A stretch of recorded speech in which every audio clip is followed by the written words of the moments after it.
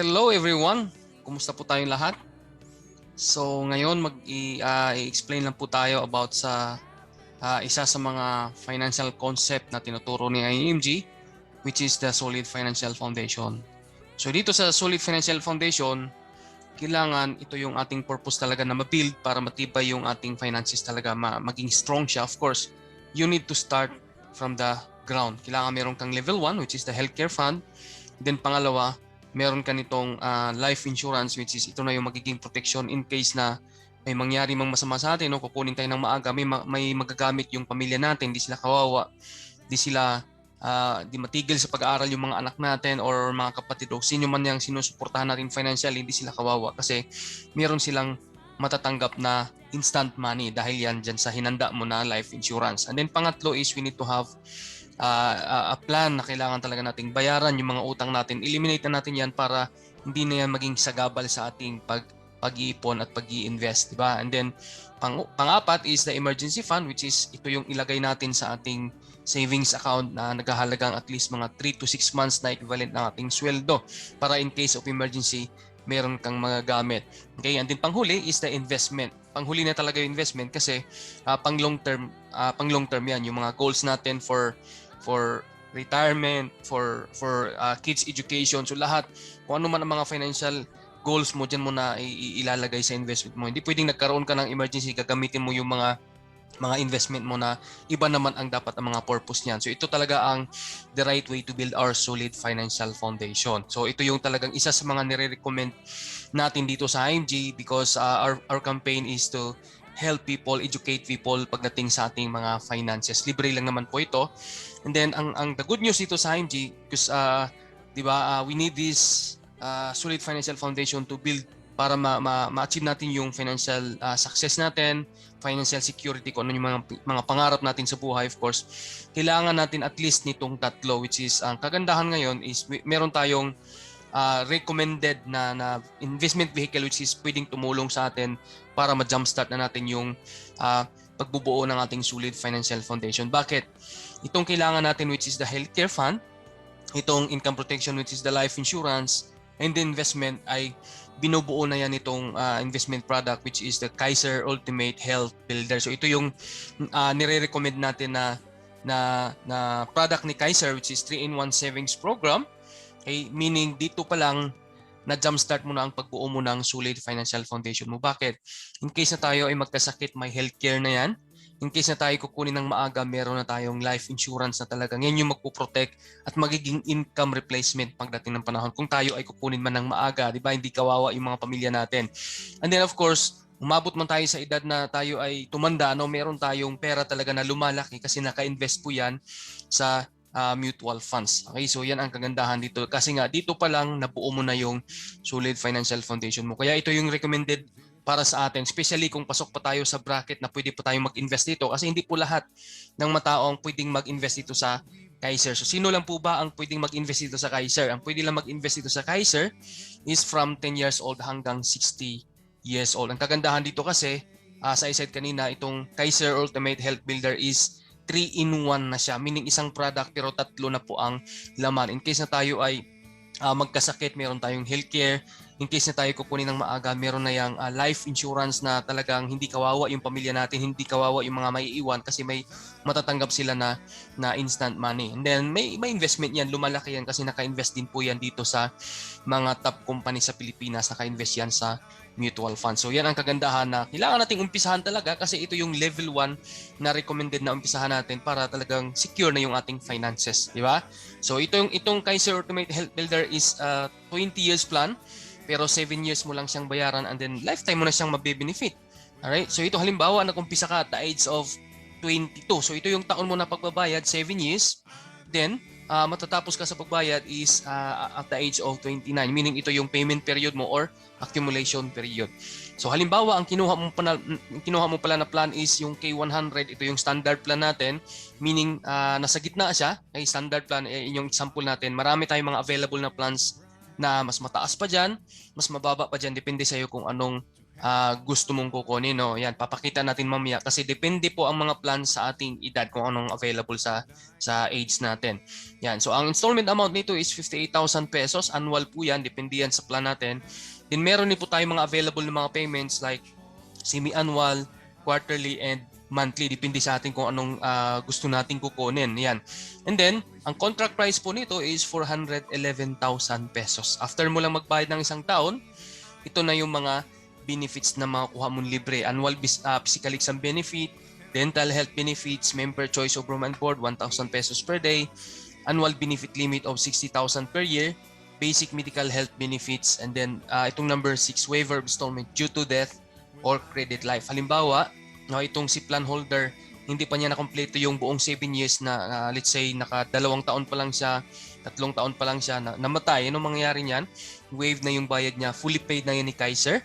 Then ita-transfer ito sa kanyang beneficiaries. Halimbawa, kung sino yung beneficiary niya, anak pala niya, ililipat na ito sa kanya, and then yung beneficiary makakatanggap din ng instant money galing sa insurance, and also siya na magbe-benefit nitong na nandito ng mga benefits na ito, and also pagdating ng maturity, matatanggap niya yung buong halaga ng pera. So yan ang kagandahan. So ganun din dito sa number 7, once na tayo po ay na-disable, of course, fully paid na rin po yan ni Kaiser. Plus meron pang term life insurance coverage na 450,000 pesos. Dodoble pa yan, magiging 900,000 in case of accidental death and dismemberment. So and then may additional benefit, which is the family assistance service. So yan yung kagandahan sa Kaiser kasi talagang kompleto na. Yan. Pagdating ng 7 years, tapos ka na magbayad kasi nakompleto mo na yung bayad mo, 7 years. And then after 7 years, mag-uumpisa yan dito sa 8 to 20 years. Ito na yung tinatawag natin na extended period, meaning ito na yung waiting period mo. Bali, nagbayad ka ng 7 taon, nag-antay ka na lang ng another 13 years hanggat sa umabot na yan sa maturity period, which is 20 years. Diba? So dito, nag-uumpisa ng tumubo ang pera mo kasi nag-i-interest yan. Okay, from 8 to 20 years, naka-invest po yung pera natin, nag-i-interest yan maximum 10% per annum hanggang pagdating ng 20 years mo, dito mo na matatanggap yung mga benefits mo, like yung mga nag-accumulate na mga unused benefit, matatanggap mo na dito, plus yung long-term care benefit, base yan sa plan na kinuha natin. Okay, plus may bonus ka pa. Saan mo makuha yung bonus naman? Okay, makukuha mo yung bonus na yan in case na yung nung nagbabayad ka ng 7 taon, naging healthy ka, hindi mo nagagalaw itong Kaiser, hindi ka nag-claim, hindi ka na hospital, may bonus ka na 85% of your contract price. Di ba maganda? Kumpara naman sa ibang mga healthcare dyan na talagang kahit hindi pa natin nagamit yan, wala pa tayong nagalaw dyan sa plan natin, once na lumipas na yun, wala na tayong makukuha, di ba? Kaya yung ibang mga plan holder, mas gustuhin nila magkasakit sila para mapakinabangan na lang nila mapakinabangan naman nila yung plan. Whereas dito sa Kaiser, mas gustuhin natin maging healthy tayo para may additional tayo ng mga benefit, which is the bonus, no? 85% ang pabalik sa atin from our contract price. Yan. Or sabihin natin, abroad ka ngayon, nasa ibang bansa ka. Good news kasi halimbawa, bihira ka lang umuwi, meaning hindi mo gaanong nagagalaw itong Kaiser mo kasi itong Kaiser na mga hospitals and mga clinics na accredited dito is nasa Pilipinas lang. Meaning pag nasa ibang bansa ka lang palagi, bihira ka lang umuwi, then nung umuwi ka naman, nagpakasyon ka for 1 month ulit, hindi ka nagkasakit. Meaning for the whole 7 years, hindi mo siya nagagalaw, hindi ka nag-claim dito. Good news kasi may bonus ka na 85% of your contract price mo. So after 20 years, mature na yan, pwede mo nang kunin yung buong halaga mo na ang projected value is 1.1 million. Depende na yan sa'yo. Pwede mo na kunin yung buo, pwede mo kunin yung kalahati, no? Kasi na yan, mature na yan. Okay? So halimbawa, kinuha mo yung kalahati lang, iniwan mo yung kalahati. Yung maiiwan na halaga dyan, patuloy pa rin yan mag-i-interest dahil naka-invest pa rin yan. Okay? So dito sa example natin, ang after 20 years ang edad mo is 42 years old, malamang trabahante ka pa, may sweldo ka pa, no? Hindi mo pa gaano kailangan ng 1.1 million. What if ang plano mo pala is to retire at the age of 60? Magkano na yan? Kasi patuloy pa rin yan mag-i-interest, no? Magko-compound yung pera mo hanggat sa lumaki ng lumaki. Pagdating ng 60 years old mo, magre-retire ka na, meron ka ng 6.4 million. O paano kung gusto mong bigyan ng another 5 years? Magkano na yan? Kasi palaki ng palaki yan. Meron ka ng 10.4 million. Di ba? Napakalaki. Kumpara naman sa mga binabayaran natin, ito 7 years lang. Yung iba, baka mamaya yung binabayaran natin, maabot pa na more than 7 years. Ang tanong dyan, may ano ba tayo? May healthcare ba in case na tayo ay magkasakit? Di ba? May life insurance ba na matatanggap yung pamilya in case na tayo ay kukunin ng maaga? So yun yung mga tanong dyan. And then lumalaki ba yung pera natin kasi dito naka-invest po yan sa mga top company sa Pilipinas. Naka-invest po yan. So napakaganda talaga kasi ito, ang contract price, imagine, is only 411,000. Tapos at the age of 65, 10.4 million na ang makukuha mo. Diba? So dito pa lang sa example, napakaganda para sa atin. Okay, kasi kaya nga ito yung recommended natin para dito pa lang secure na ang finances natin. Okay, this is the proper way to build our solid financial foundation. Kasi kompleto na, protected ka na. Kung ano mangyayari, nandito na lahat ang protection. Right? Kaya mas maganda, umpisahan na po natin kasi sayang naman yung mga natutunan natin dito. Sabi nga dito, knowledge is power. But knowledge without action is useless. Di ba? May mga nakikita tayong mga magagandang idea pero kung hindi natin i-apply sa ating sarili, wala ding kwenta, di ba? Hindi natin ma-achieve yung mga financial goals natin. Kaya I would suggest, I recommend talaga na gawin natin kung ano man yung natutunan natin. And then, kailangan nating, meron tayong mga plans na available din na para makita nyo kung ano man yung mga plans na available base kasi sa mga edad natin, pwede kong ipakita dito yung ating template ng Kaiser. Halimbawa ito, no? Let's say dito tayo mag-umpisa sa K100. So lahat ng mga payments dito, kahit anong edad pa yan, makikita natin which is all the same lang po yan. Alright? So yan. Then, kita natin dito, let's say, ang edad mo is 37 years old. Tapos ang kinuha mo na plan is K100. Meron tayong mga available na mode of payments which is 5,800. Monthly yan. Yun yung sa K100.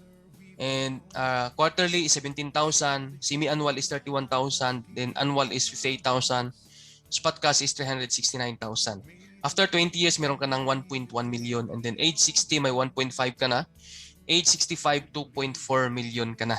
So yun yung sa age 37, yun yung standard plan natin. The next is ang medyo mababa dyan, K75, 4.4 ang monthly, quarterly is 12,000, semi-annual is 23,000, annual is 44,000, spot cash is 276,000 pesos. After 20 years, meron ka ng 874,000 pesos, and age 60 may 1.1 ka na, age 65 may 1.8 ka na, 1.8 million. Then ang next na medyo mababa dyan is K60, 3.5 naman ang monthly, quarterly is 10,200 pesos, semi-annual is 19,000 pesos, annual is 35,000 pesos, spot cash is 221 pesos. So, take note itong semi-annual, discounted na po ito ng 1 month, annual discounted na po ito ng 2 months, and then spot cash discounted niya ng almost 2 years kasi nga binayaran mo ang buong 7 years. Then after 20 years, meron ka ng 699,000, then age 60, 931, age 65, 1.4 million. Yun yung K60. The next is K50. Medyo mababa na ito. Monthly is 2,900. Quarterly is 8,500. Semi-annual is 15,000. Annual is 29,000. Spot cash is 184. After 20 years, meron ka ng 583,000. Age 60 mo, 776. Age 65, may 1.2 million ka na. Okay, and then the last one, the pinakamababa natin is K45. Ang monthly natin is 2,600 pesos. Quarterly is 7,600. Semi-annual is 14,000. Annual is 26,000. Spot cash is 166,000. Okay? After 20 years, more than 500,000. Age 60, may 698 ka na, 1,000. And age 65, meron ka ng 1.1 million. So, bali, pare-parehas lang po lahat ng mga payment natin. Okay? Kaya lang, depende po ito sa edad kung available pa ba yung mga plans. Alright? So, itong age 37, available pa po itong K45. Then, punta tayo doon sa medyo mataas ng konti sa K100, which is K125, ito naman monthly nito is 7,300 pesos, and then quarterly is 21,000. Semi-annual is 39,700 pesos, annual is 73,500 pesos. Spot cash is 461,000. After 20 years, 1.4 million na yan. Age 60, 1.9 million. Age 65, 3.1 million. Ngayon yung K125. Then K150, monthly is 8,800, quarterly is 25,000, semi-annual is 47,000, annual is 88,000, spot cash is more than 500,000. After 20 years, may 1.7 ka na, age 60, may 2.3 ka na, age 65, may 3.7 million ka na. K175, ito 10,000 ang monthly, quarterly is 29,000, semi-annual is 55, annual is 102, spot cash is 646. After 20 years, may 2 million ka na kaagad. Age 60, may 2.7 ka na. Age 65, may 4.3 million ka na. K200, 11,700 pesos ang monthly. Quarterly is 34,000. Semi-annual is 63,000. Annual is 117,000. Spot cash is 738,000. After 20 years, may 2.3 ka na. Age 60, 3.1 ka na. Age 65 is 4.9 million. Yan yung K200. Then K225, monthly is 13,200. Quarterly is 38,000. Semi-annual is 71,000. Annual is 132. Spot cash is 830,700 pesos. After 20 years, meron ka ng 2.6 million. Age 60, 3.4. Age 65, 5.6 million. So habang pataas ng pataas yung mga plans natin, yan, ayun yung mga figures. Habang pataas ng pataas yung mga plan, of course, nag-i-increase din yung mga coverage and also mataas din yung mga makukuha mo dito. Okay, pagdating ng maturity. So ito din K325, ganyan din ang mga figures niyan. Yan, and then pagdating dito is malaki na rin yan. Okay, and then next is 350, ganyan din ang mga payments natin. Then after 20 years, ganito na, and then age 60 hanggang sa mag-retire ka, ganyan din. Then K375, which is ganyan din ang figure niyan. Pagdating naman ng maturity, ganyan din. Yun yung K375. Then K400, ganito rin. So pataas ng pataas yan hanggang sa umabot tayo dito sa pinaka-last na K500. Yan yung mga figures na babayaran natin. Okay? And then ito yung mga maturity na amount na matatanggap natin. Okay? So yan. Dito pa lang kayo na mamili kasi depende po ito sa edad natin kung ano yung available na mga plans natin, kasi hindi po tayo lahat ang pwedeng makapag ang pwedeng makapag-invest nitong Kaiser, kasi ang pwede lang mag-invest nitong Kaiser is ito. Ang pwede lang makapag-invest nitong Kaiser is from 10 years old hanggang 60 years old. So depende po sa ating edad kung ano yung mga available na pinakamababa na plan. So ito, at the age of 10 to 40 years old, ang pwede nating ma-avail na pinakamababa na plan is yung K45 hanggang pataas, which is ang monthly nito is 2,647 pataas. And then para sa mga 41 to 50 years old, ang pinakamababa na plan is K60 and up. Yan yung pinakamababa na plan, K60, and then meron pang mas mataas na plan dyan. Okay? And then ang monthly nitong K60 is 3,500 pesos. Then para sa mga edad 51 to 60 years old, ang pinakamababa na plan is K75, tapos meron pang mas mataas na plan dyan. Then yung K75, ang monthly niyan is 4,412 pesos. Yan. So yan yung mga available na mga plans ng Kaiser, which is yung mga mababa na plans nandito. Okay? And then you can pay monthly, quarterly, semi-annual, annual, and spot cash. Okay?